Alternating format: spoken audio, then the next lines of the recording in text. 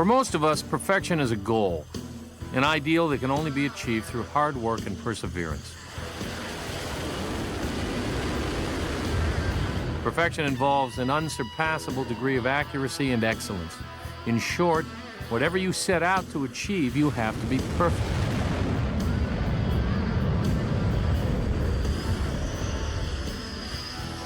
In the world of a naval aviator, perfection is a job requirement.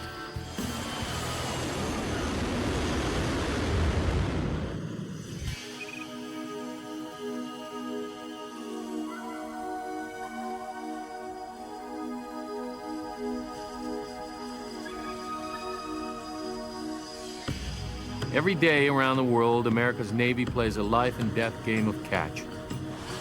Blazing pitches off the decks of steel fortresses, and on the backside, fielding jet-powered line drives. This is hardball.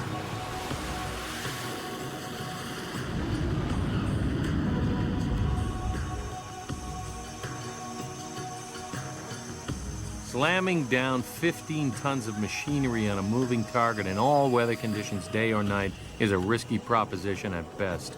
Ask any pilot who routinely makes carrier landings, and they'll tell you it's anything but routine, and it's all about doing something right, something perfect.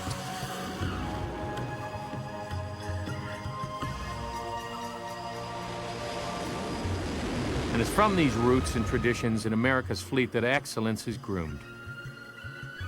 For naval aviation, the color of perfection is blue and gold.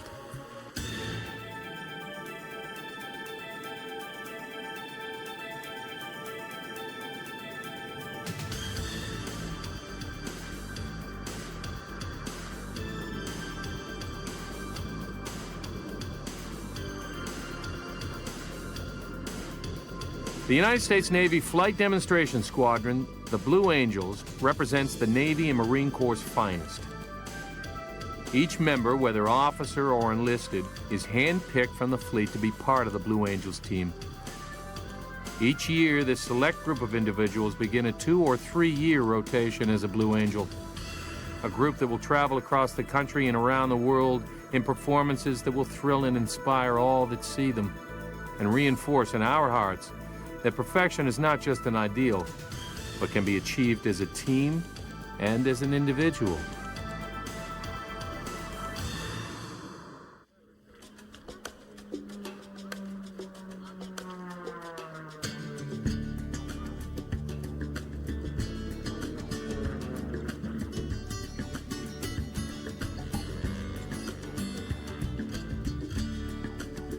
The Airshow is a great American tradition.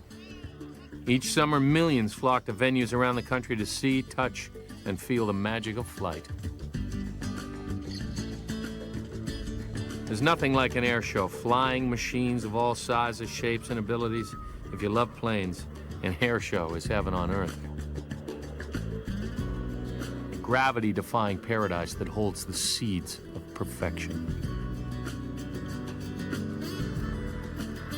For some kids, a trip to an air show is better than an excursion to the candy store. To be up close, to feel and smell what you've only dreamt about is breathtaking, especially when the candy is blue and gold. It was this very experience, whether they knew it or not at the time, that led many to become Blue Angels. I was probably about 6 years old when I saw the Blue Angels fly for the first time at Willow Grove Naval Air Station outside of Philadelphia in Pennsylvania.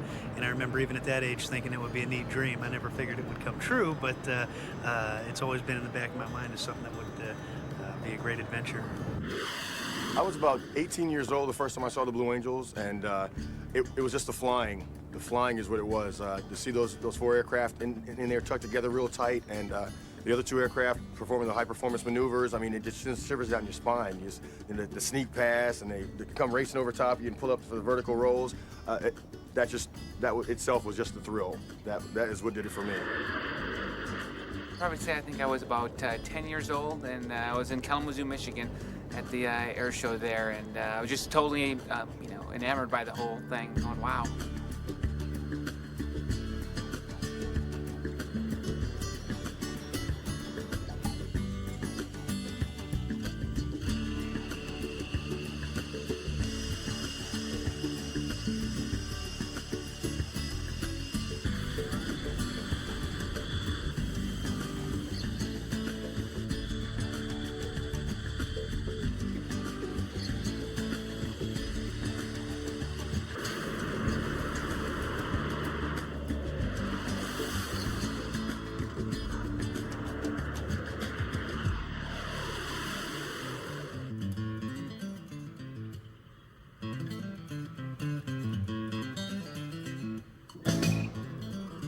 For the Blue Angels, every season begins not at their home base of Pensacola, Florida, but about 7 miles from the Mexican border in El Centro, California, the winter home of the Blue Angels. Every season, the entire squadron packs it up and leaves Pensacola for 10 weeks of intense training. The team winters in El Centro for a number of reasons, mainly to be away from distractions and the fact that the California desert has ideal weather conditions with clear flying skies. It's also where the Blue Angels come together as a team. Hand salute. Ready, 2. Far from the public's eye, the team will live and work together, bonding into a well-oiled machine both in the air and on the ground. It's also a time of transition where new team members learn the ropes and the various jobs it takes to keep the show on the road. With the first show of the season a little more than 2 months away, there's an incredible amount of work and training to do.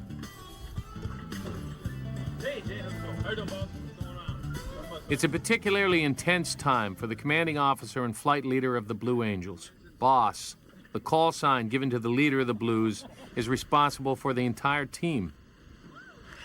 Being chosen the boss is no small feat. Besides being a seasoned pilot, the boss will have commanded a fleet squadron and logged a minimum of 3,000 flight hours. The jump bar for running one of the greatest shows on Earth is exceptionally high, especially when you're learning how to be a team for the first time. As you come into this job as a flight leader, you have never flown in the Blue Angels before, and you've got to learn how to be the flight leader. And it takes all your concentration and all your effort to focus on that task. We go out and we fly 6 days a week for 2.5 months. We fly 2 or 3 times a day in order for the team to train me, basically, to lead them in the air. Each year, 3 demonstration pilots join the team. The learning curve is steep.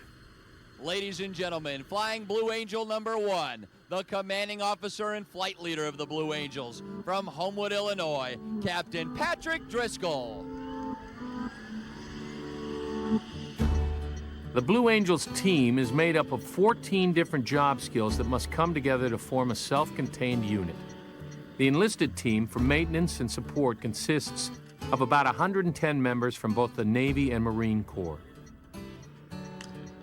Throughout the show's season, nearly 50 team members travel to show sites on a rotating basis. The team has 16 officers, including the 7 that pilot the Blue Jets. The number 7 pilot, a first-year Blue Angel, is the team's narrator and conducts media and VIP flights. All right, William, you ready to go? Number 7 also has the responsibility of arriving a day before the rest of the team with his crew to meet with show site officials to make sure all logistics are in place. Cars, hotels, and most important, that the FAA has approved all flight parameters for the show. Number 6, the opposing solo, is flown by a first-year demonstration pilot. The 6th pilot is typically the previous season's 7th pilot, the team narrator. Blue Angels number 5, the lead solo, also serves as the squadron's operation officer, second in command to the boss. Number 5 is a second-year demo pilot who is usually a third-year Blue Angel, having previously served as number 7 and 6. Number 4 is the slot position. The slot pilot is always a second-year pilot and is the safety officer.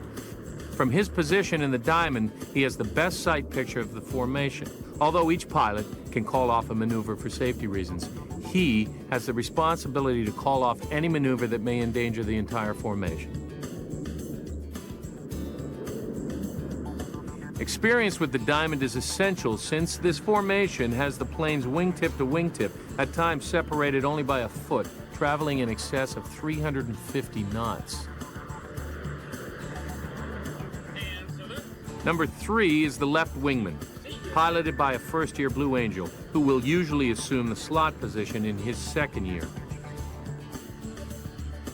Number 2, the right wingman, is typically piloted by a United States Marine to maintain continuity throughout the diamond. And then there's the boss.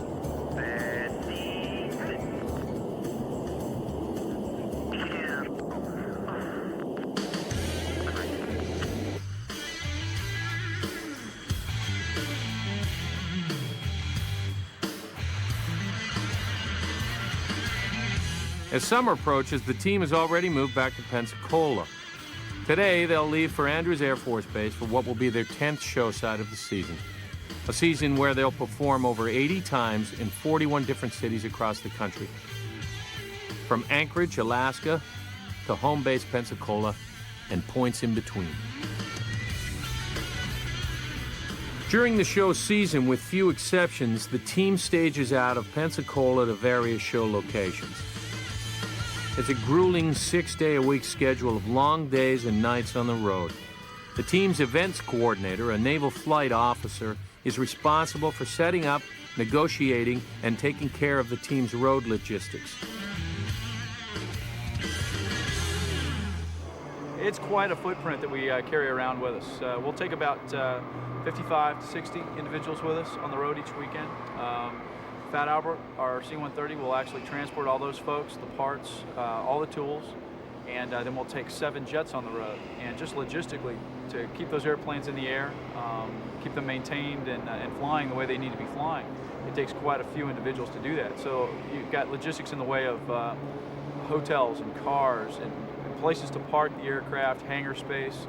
Also, we've got to make sure the FAA has waived all the federal aviation regulations for the air show. We've got airspace deconflicted with the airlines and other airports that may be in the local area. So there are a lot of moving parts, there really are. The normal ops for the team is to fly early on Thursday to the show location. The team sets up to recover the aircraft as they land. Upon arrival, the Blue Jets will fly what is called a circle and arrival to verify show checkpoints and maneuver timings. Later Thursday afternoon and again on Friday, they will fly practice demonstrations in preparation for their Saturday and Sunday performances. Generally, the team will fly home Sunday night, with Monday their only day off at Pensacola. At every show site, about 25,000 pounds of equipment, 45,000 pounds of fuel plus luggage and personnel are transported. An amazing feat. This C-130, known as Fat Albert Airlines, is piloted and maintained by an all-Marine Corps crew. In addition to the 3 pilots assigned to the team, the crew is comprised of 2 flight engineers, 2 navigators, and a loadmaster, all of whom are responsible for knowing each other's jobs. Our primary purpose is to support the Navy Flight Demonstration Squadron, Blue Angels. And essentially, when people think of the Blue Angels, they think about the 6 jets they get to see flying at an air show. So we're the support aircraft for that. And we take pride in that and being the only support aircraft in carrying all the people, the men, women, and equipment, parts, tools, everything we need to put on a show somewhere outside of Pensacola. So we travel with Fat Albert every weekend that the jets are traveling. In the course of the season, Fat Albert will log over 140,000 miles, and at certain show sites during the season is the opening act for the Blues. The Blue Angel maintenance crew and their equipment travel aboard a United States Marine Corps C-130 Hercules transport, affectionately known as Fat Albert. As the show opener, the C-130 demonstrates its short runway jet-assisted takeoff, or JATO, capability. 8 solid fuel rockets are attached to the sides of the aircraft, 4 on each side. When the rockets are ignited on takeoff, Fat Albert, climbing at a 45-degree angle, reaches an altitude of 1,500 feet within seconds.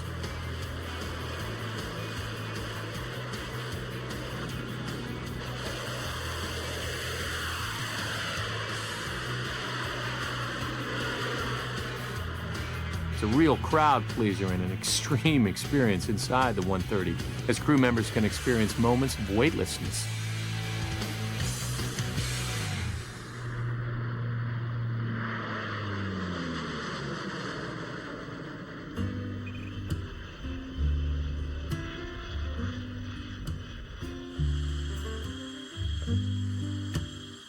Each season for the Blue Angels, there's that one set of shows that really works you.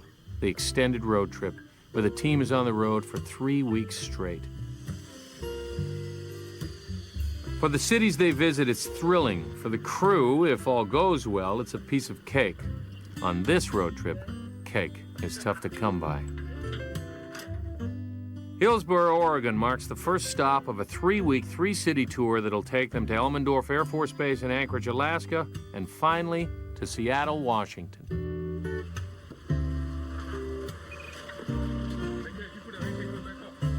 It's Friday morning, the second day of practice, but it's really a show. In fact, practice days, usually Thursday and Friday, draw selected audiences of special needs guests and military families. Bottom line is, it's a complete show right down to the Blue Angels ground-based maneuver, the walk down. Observe the military manner in which the 6 demonstration pilots approach their aircraft and are saluted by their crew chiefs. See ya. See ya.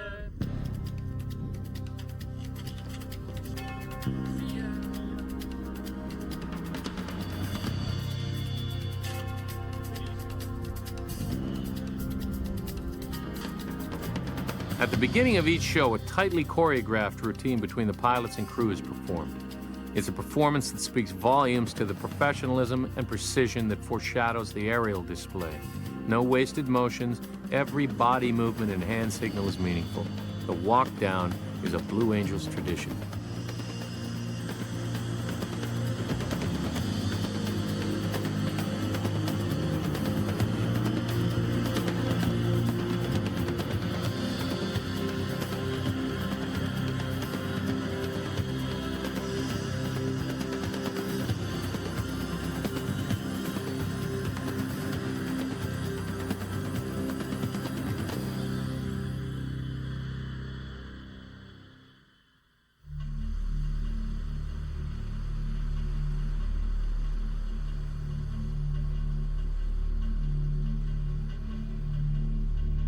After a few days of fighting various problems on the jets, Saturday rolls around and the show gets underway, but not without challenges.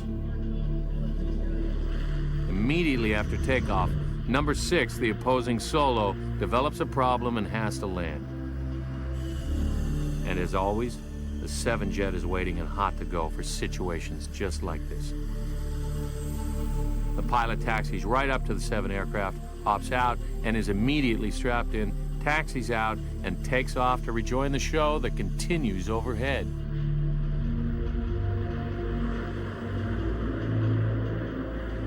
The 6 aircraft called the Cart, said immediately on takeoff he had engine surging in his starboard motor.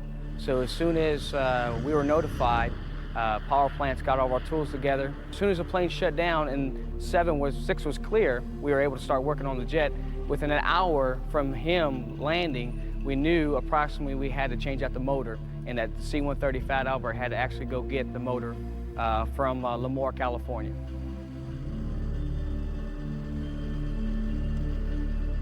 Once the new motor was secured, the crew worked well into the night to ready the jet for Sunday's show. By morning, the 7 pilot was able to do the proficiency check flight, or PRO. The last Hillsboro show went off without a hitch.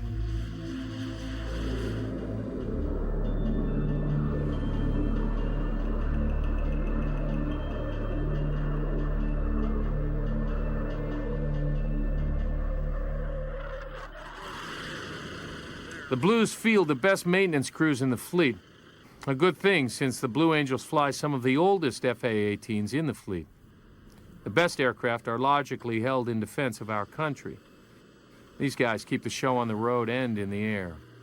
Every single guy, all the maintenance guys and gals on the team, every single one of those guys are handpicked. They're all superstars. They were all the best maintainers from their respective maintenance departments and squadrons. So we're very fortunate. The Boeing FA-18 Hornet first joined the fleet in 1982 and became the Blue Angels' ride of choice in November of 1986. The Hornet is the first aircraft designed as a dual-role fighter attack jet. Serving on the nation's front lines of defense, this role continues as the new FA-18E and F Super Hornets are delivered to the fleet. For over 19 years, the Hornet and now the Super Hornet have been the favorite among naval aviators, and of course, the Blue Angels. Well, it's a state-of-the-art fighter and attack aircraft predominantly used throughout the fleet in the Navy. And so what we want to do is represent the men and women that are aboard the aircraft carrier deployed 24 hours a day, around the clock, all around the world. So for us to have the opportunity to fly the F-18 Hornet and demonstrate its capabilities to the American public is exceptional.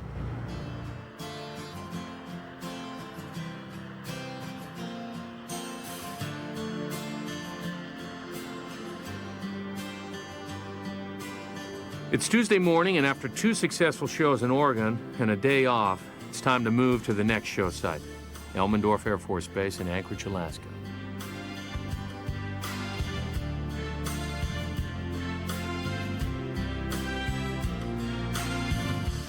Pilots always ferry their own jets to locations, and depending upon the length of the trip, there's sometimes the need for a little mid-air top-off.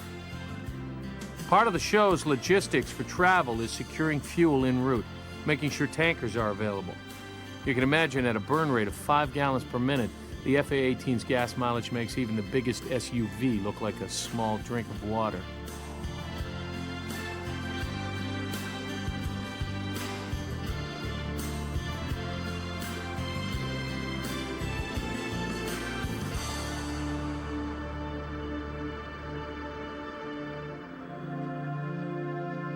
Upon arriving in Anchorage, what they find doesn't make anyone happy. Weather. Wet weather. Low ceilings and rain are predicted all week. Week 2 out of 3 on the road starts tough.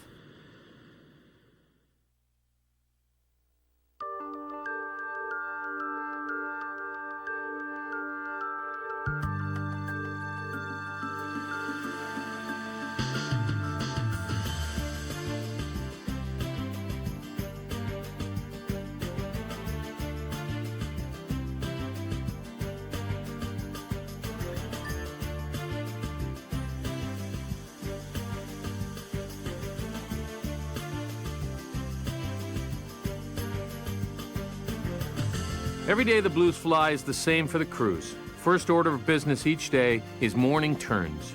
This is where each plane is started and tested to see if they're up to the task of performing. This begs the question, will the planes be ready for showtime? This morning, a couple of jets weren't up to speed. In fact, before and after each flight, each inch of every plane is inspected and cleaned by hand. Anything out of sync, or if something felt different to the pilot during flight, is attended to.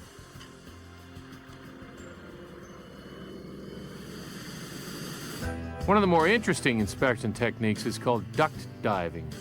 This is where one of the maintenance team members literally dives into the air intake of the F-18s for a visual inspection.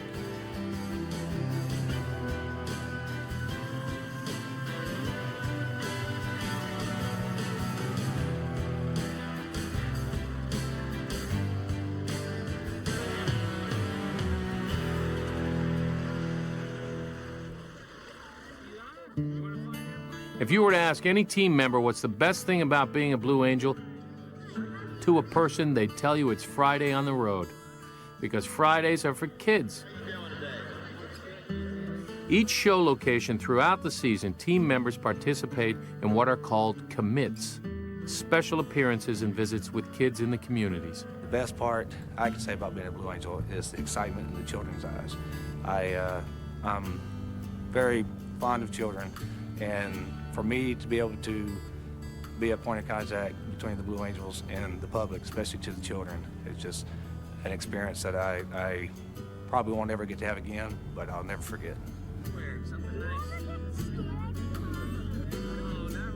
Flying in this job for me is great. We all love the flying and everything, but the best part about being in this job for me was traveling all around the country and meeting the little kids to the medium-sized kids to the older kids. It's really neat to go on our high school visits on Fridays, say hi to them, and we meet Make-A-Wish kids here, and it's just an experience to see them light up in their eyes, because I remember, just like I told you, 10 or 12 years old, I had the same thoughts in my head about these big blue and yellow airplanes. Greg, how old are you, Greg? 9. You know you can join the Navy at 10 now? Just ask your mom. There's nothing that I find more pleasure out of it than maybe meeting a little girl in the crowd and having her say, you know, I want to be just like you someday. And realizing that what you do can touch other people and can inspire other people. That's probably the neatest part of my job. Every Friday morning, I go over to a hospital at any show site and visit with the kids. Usually they're with cancer kids, so it's really fun. It's amazing how many of these kids recognize what the Blue Angels are. And you don't have to do anything. You just walk in the room, they see the blue suit, and they just get all excited. It's a lot of fun. What's your name? Luana. What are you all buckled up in all those covers for? You make that honk? Yeah. That's awesome. There you go. That's for you. What's what? That's the F-18 jet right there. I saw it on TV. You did? You take care of yourself, all right? Get out of here soon. Take care. Yeah.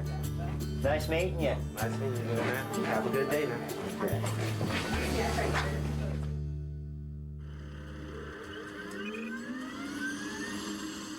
The weather is turning from poor to bad.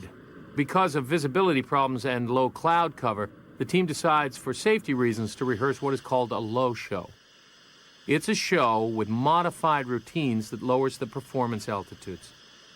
If conditions deteriorate even further, the team would have to perform what is called a flat show, which is essentially flat passes of the show site in various formations, emphasizing speed. The maneuvers the Blue Angels perform have been developed over the years. Some routines are added and some are removed or modified. But whatever ends up in the show reflects the personality of the team and is nonetheless always dramatic.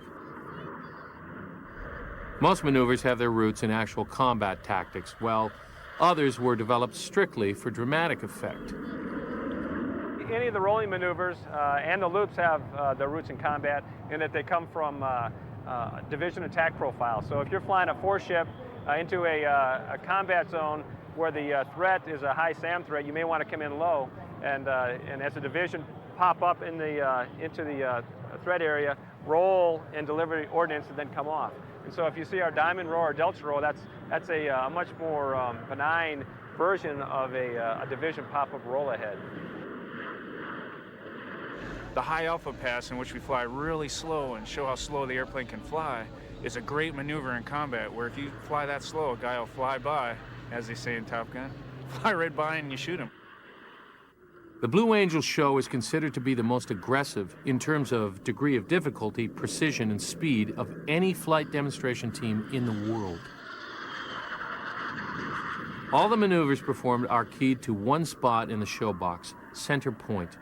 At most shows, center point is marked by a parked school bus or trailer placed directly in front of the grandstand. This provides the audience with the best view of the show and provides a convergence point for all maneuvers.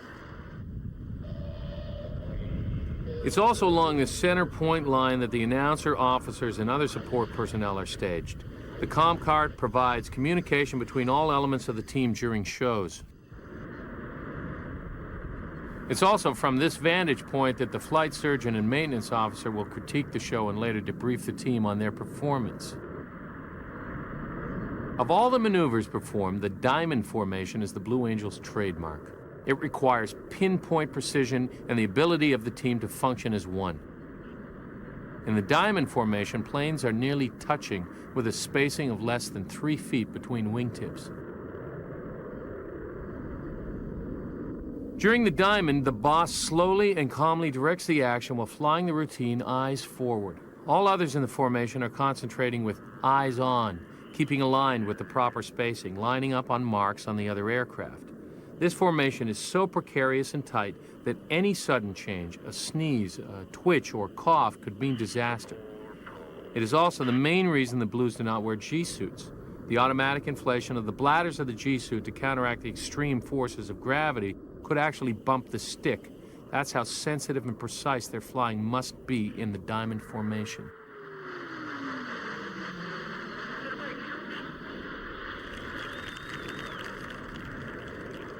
Although parts of the performance look sedate, throughout the show, the pilots must execute high-speed, high-G turns that are either part of the maneuver or used to get into position for a maneuver. During these high-speed turns, the Blues can be pulling as much as 7.5 Gs, enough force for an unsuited aviator to begin to black out. To counteract this, Blue Angel pilots practice a technique called the hook, where they tense their lower body muscles and grunt out the word hook. This keeps the blood from pooling in their lower extremities during the high G maneuvers. It's an extremely taxing and intense technique.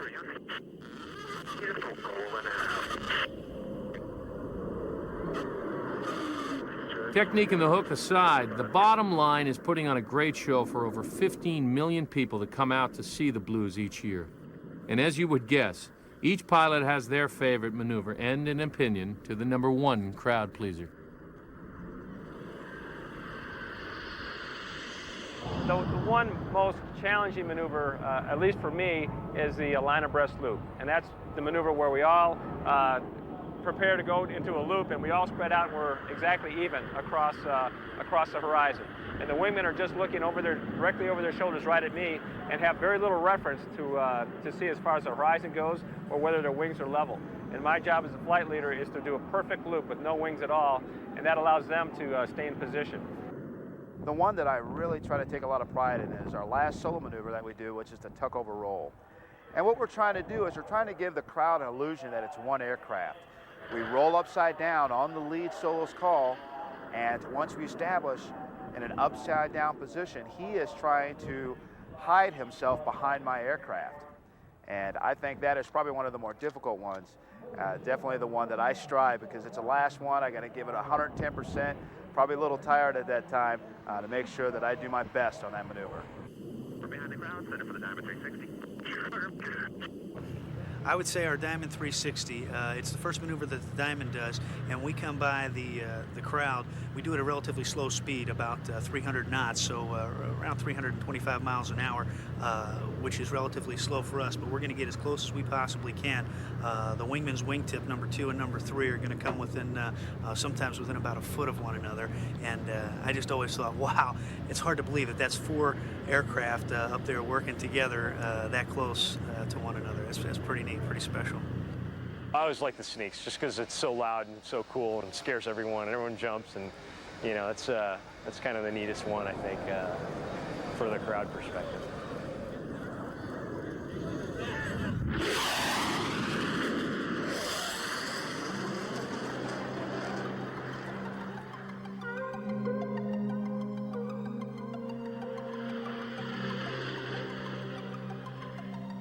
Friday in Alaska turns out not to be a very good day.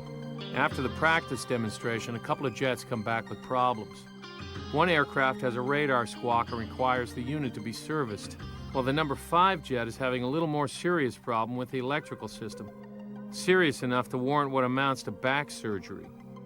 There seems to be an intermittent electrical problem showing up. The trick is locating the source of the anomaly.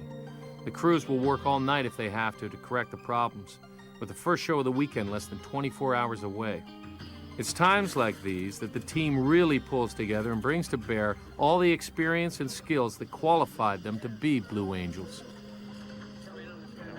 The enlisted people are the heart and soul of this team. They keep these airplanes flying day after day after day. I break them, they fix them. So, and it takes an incredible amount of teamwork because people are doing jobs that they don't normally do in the fleet. They'll come here and learn a certain job and do something different. So everybody pitches in and helps to fix that airplane to get it for the next day's air show.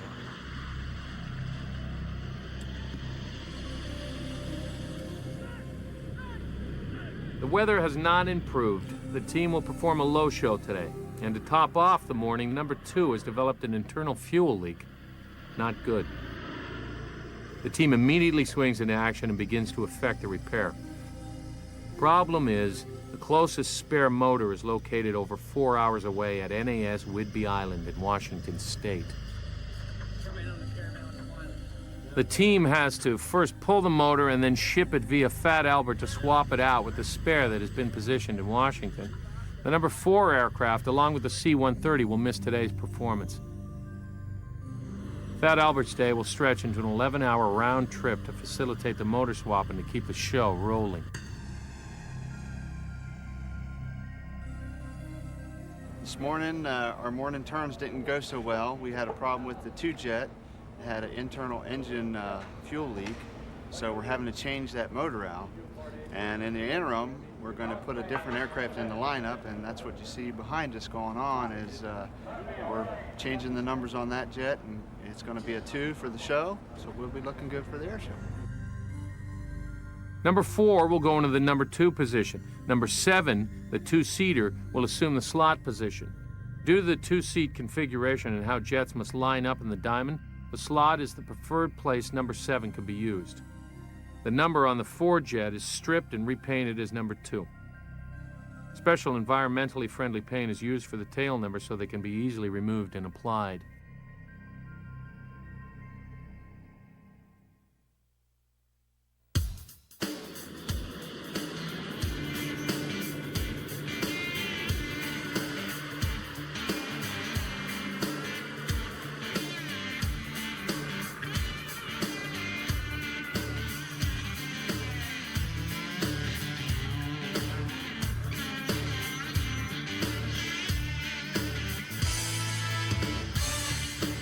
Saturday's show went off with the number 7 jet in the diamond.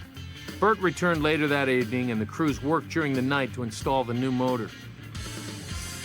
Sunday was a non-event in terms of maintenance, but it was a big event to the crowds that braved the elements to see the Blues up close.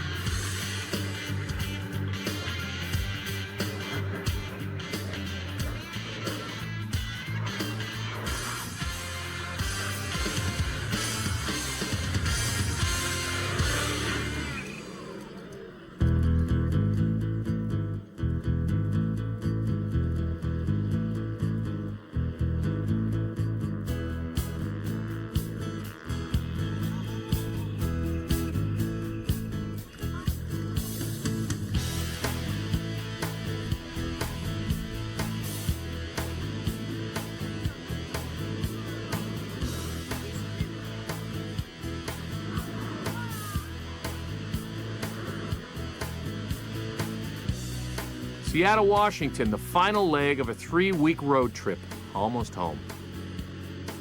Seattle is one of a handful of show sites at which the Blue Angels perform every year, and it's also what they call a remote show. A remote show is one where the team is staged at a different site than the actual performance location. In Seattle, the aircraft are parked south of the downtown area in Boeing Field. They'll perform over Lake Washington about 5 miles away.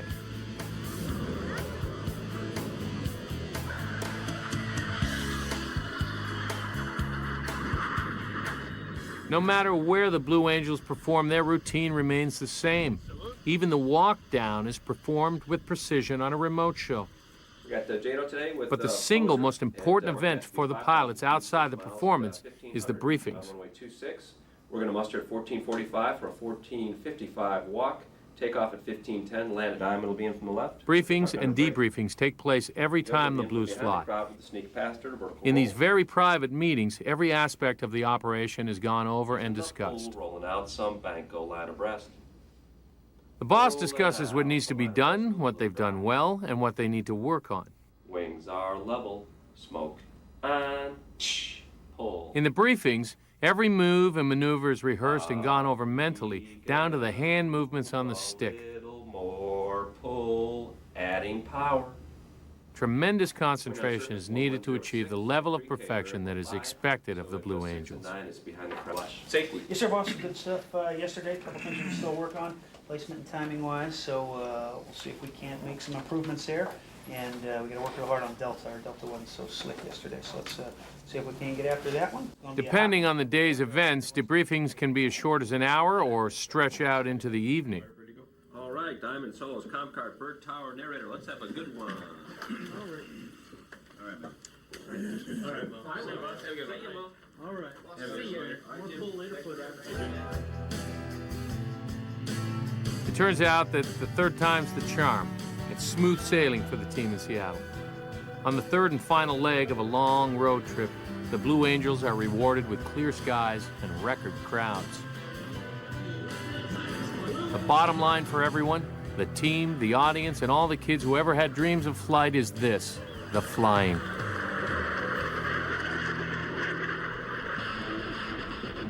All the hard work and dedication boils down to 45 minutes of blue and gold perfection. Early in the show, the Blues' trademark formation is showcased in its most extreme, the Diamond 360. In this maneuver, the boss initiates a circular pass above the crowd, traveling in excess of 300 knots, with wingtips nearly touching, all the while in a 60-degree bank. This maneuver is much more complicated than it looks, since each jet must fly at slightly different speeds to maintain the perfect diamond.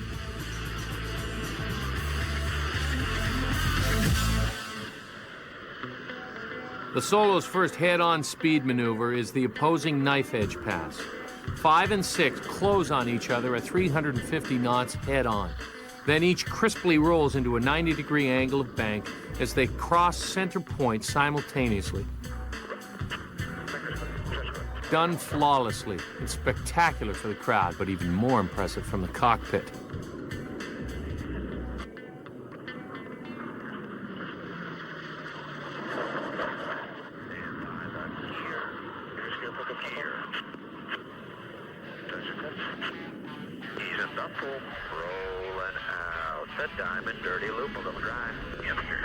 Any maneuver that is performed with gear extended is called dirty due to the resulting turbulence in airflow. Add this to the diamond, then perform a loop, and you have the diamond dirty loop. The added drag of the landing gear dramatically increases the complexity and the pilot workload of this maneuver. The Blue Angels are the only jet demonstration team in the world performing this highly dangerous maneuver.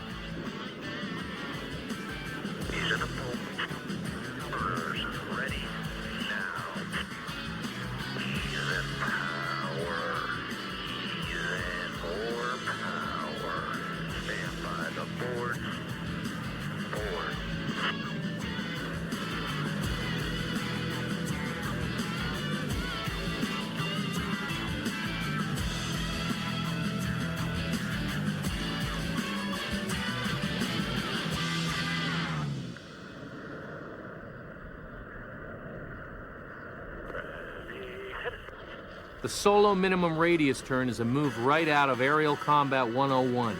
It's a level 360-degree high-speed turn, and in this demonstration, it's performed just 200 feet off the deck.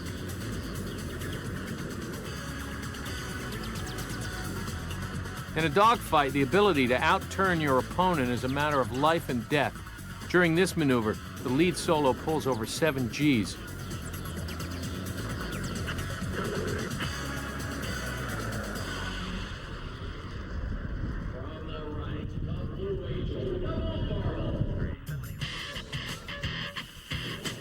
In the double farvel, the team approaches center point in the diamond. Just seconds from center point, the boss and slot pilot in jets 1 and 4 roll inverted simultaneously while maintaining the formation. Boston set, 375, rolling in.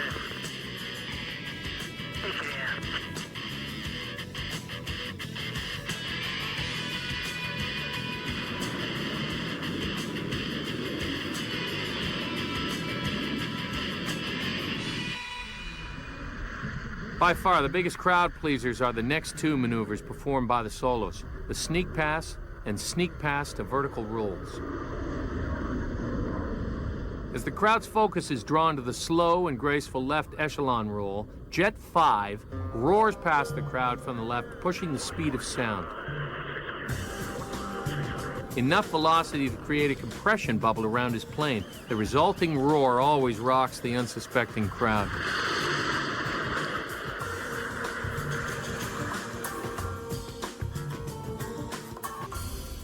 Then, almost immediately, the opposing solo in number 6, coming from directly behind the crowd, blasts over the top, and at center point pulls into a series of vertical rolls.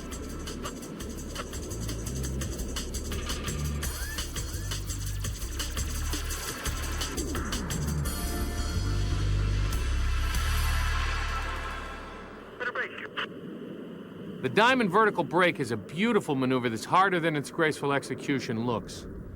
This time, the diamond approaches from behind the crowd. At center point, they perform a 60-degree climb, then split into 4 separate directions, inverted. If you look closely, number 4 must make a 180-degree roll while separating from the diamond to exit in the right direction, upside down.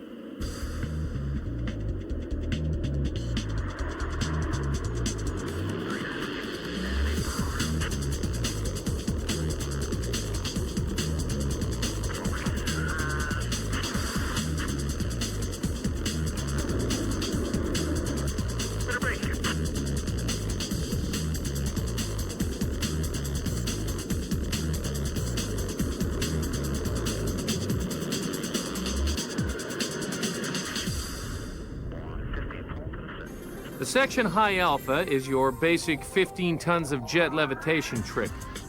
The idea here is to have 2 FA-18s fly as slowly as physically possible without dropping out of the sky, around 120 knots, then slamming on the power, proving that with enough thrust, anything is possible. Igniting afterburners, number 6 climbs 60 degrees nose up, while number 5 rockets forward. Both moves display the FA-18's solid balance of finesse and muscle.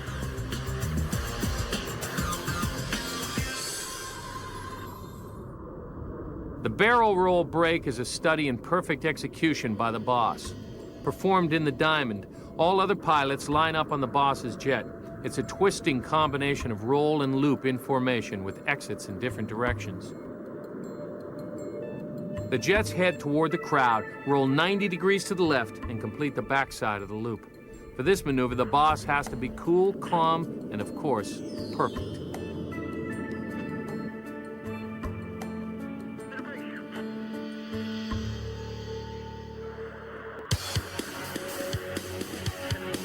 The tuck over roll is one of the toughest maneuvers for the solo pilots. Simple in design, complicated in execution.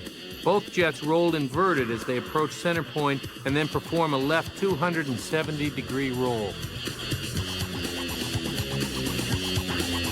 The trick here is to provide the crowd at center point the illusion of only one jet.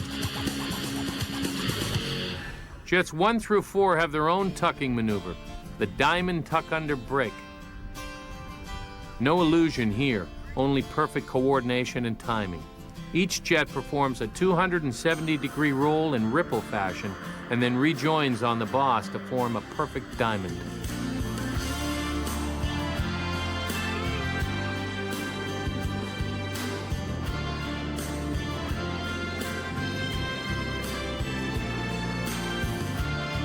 The shows always end with the entire team in various delta formations, and as a last gesture, the traditional pitch-up break prior to individual landings. No matter where the Blues perform, the show continues all the way. The walk back, the last salute, and the final handshake.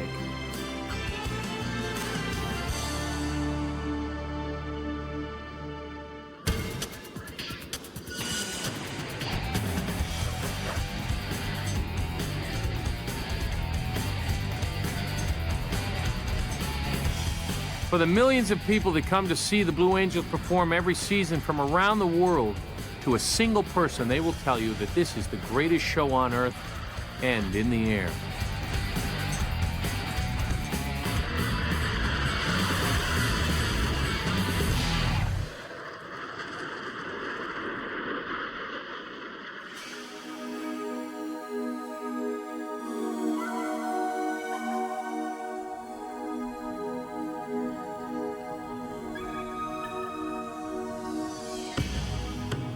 At the end of a show season, you really know what the Blue Angels are about.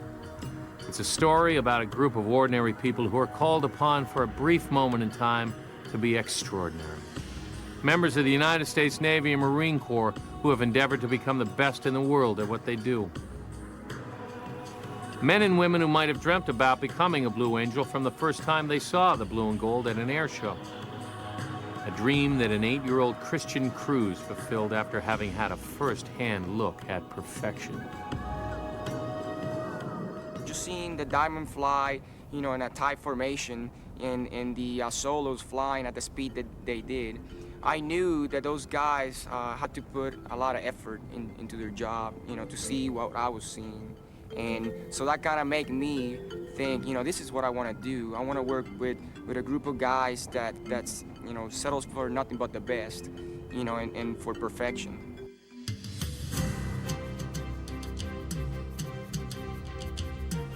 When you think about what it takes to precisely control 15 tons of airborne machinery in a way that only a human touch can achieve, it's breathtaking. But when the show is over and the crowds have thinned, the real touch of magic is a blue suit reaching out to touch a child and inspiring them to be the best that they can be and to go after their dreams. In the end, that's what being a Blue Angel is all about.